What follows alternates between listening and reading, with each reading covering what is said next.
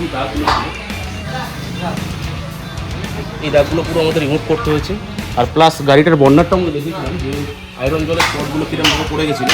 তো ব্ল্যাক কালারের গাড়িতে সাধারণত কী হয়, মানে কোনো প্রোটেকশন না হলে পরে আপনি যখনই জল দিয়ে গাড়িটাকে ধোবেন সেই জলগুলো শুকিয়ে গাড়ির মধ্যে একটা স্পট চলে আসে, স্পটগুলো উঠতে চায় না, মুছে দেবে। একটা কোটিংয়ের প্রোটেকশন থাকলে পরে এই জিনিসগুলো সবসময় পুরো ভরার পর জাস্ট শ্যাম্পু টাওয়াল দিয়ে পরিষ্কার করার সময় পুরো ক্লিন হয়ে বেরিয়ে যায়।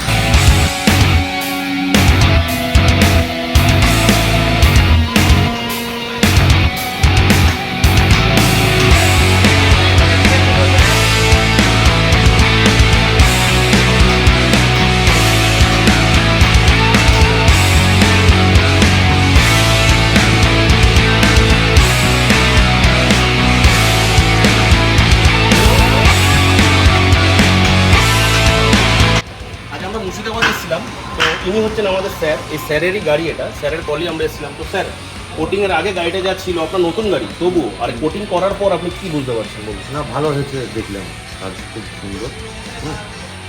গাড়ির আগে যে গ্লেজ ছিল তার থেকে গ্লেজটা বেশি এসছে।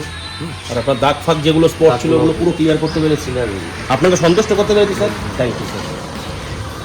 তো আপনারাও যদি চান যে আপনাদের এই ব্ল্যাক গাড়িগুলোর উপর এরকম ধরনের প্রোডাকশন, তা অবশ্যই আপনারা আমাদের সাথে যোগাযোগ করুন।